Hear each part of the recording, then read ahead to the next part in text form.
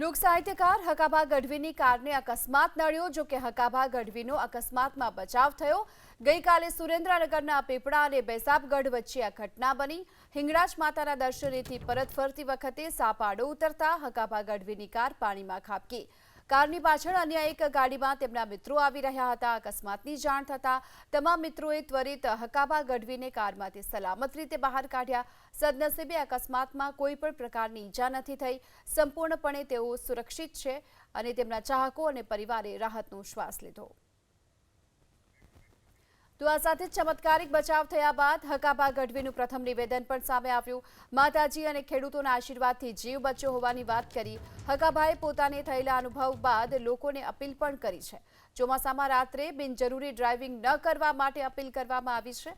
તેમણે કહ્યું કે અચાનક સાપ આવી જવાને કારણે સ્ટીયરિંગ પરથી કાબુ ગુમાવ્યો હતો. અંદાજે રાત્રે 12 વાગ્યાની આસપાસ અકસ્માતની ઘટના બની. કારનો કાચ ખુલ્લો હોવાથી તેઓ બહાર નીકળી શક્યા હતા. જોકે કાચ ખુલ્લો ન હોત તો જીવ જતો રહ્યો હોત તે પ્રકારની વાત પણ તેમણે કરી. ચોમાસામાં પ્રશાસનની દરેક વાત સાંભળવાની અપીલ લોકોને કરી છે. ધાંગધ્રાના બૈસાગઢ નજીક ગત રાત્રે હાસ્ય કલાકાર જે હકાભા ગઢવી છે તેમની કારનો અકસ્માત થયો હતો ને હકાભા ગઢવી આપની સાથે જોડાઈ ગયા છે. હકાભા એબીપી અસ્મિતામાં આપનું સ્વાગત છે. અને ગઈ રાત્રે જે અકસ્માતનો બનાવ બન્યો, તમે કઈ જગ્યાએ જતા હતા, કઈ રીતે બનાવ બન્યો, શું કહેશો?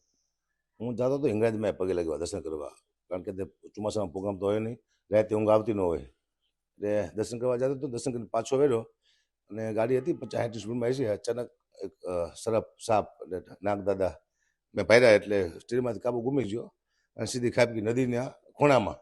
નદીમાં ખાપકી હોય તો મરી ગયા હોત, પણ આ ખાપકી ઊંડી ખાપકી છે પણ સીધી જાય છે. કદાચ અવરી પડી હોત તો દરવાજા ખોલવાના કોઈ સ્કોપ હતા નહીં. પણ મિત્રો પાછળ ગાડીમાં 3-4 હતા, 500 ફૂટ જેવો સેટાય છે. એ લોકો આવી ગયા અને આપણને બચાવી લીધા.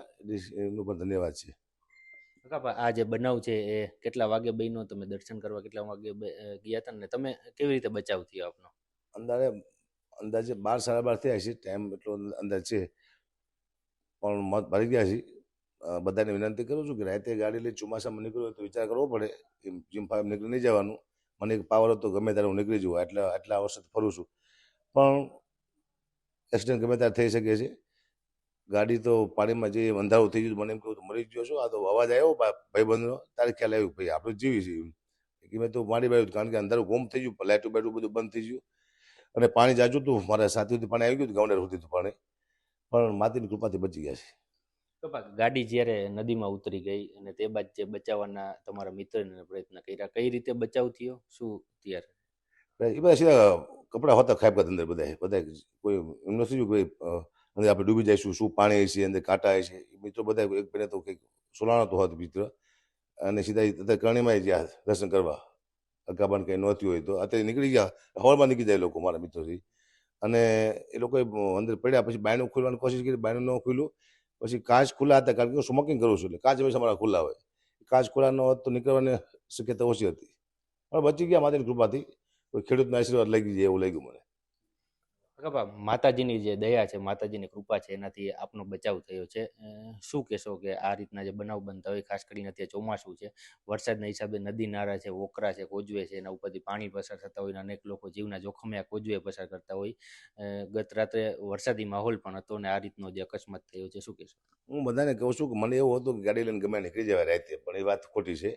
કારણ કે રાતે તમારે કોઈ હરપ આવતા હોય, કોઈ જનાવર આવતા હોય, અંધારું હોય, વરસાદ ચાલુ હોય, તમારી ગાડી ગમે ત્યારે ખાડો પડી ગયો હોય, ભૂવો પડી ગયો હોય, તમને ખુદની ખ્યાલ ન હોય એટલે ગમે ત્યારે અકસ્માત થવાની શક્યતા છે, હોય 100%. એવું મને અનુભવ છે. એટલે બધાને વિનંતી કરું છું કે ચોમાસું હોય અને પ્રશાસન કહેતું હોય, સરકાર કહેતી હોય તેનું માનવું અને નીકળવું નહીં. જો હું ન માન્યો તો આજે બચી ગયો, પણ મરી જવાની પૂરી શક્યતા હતી.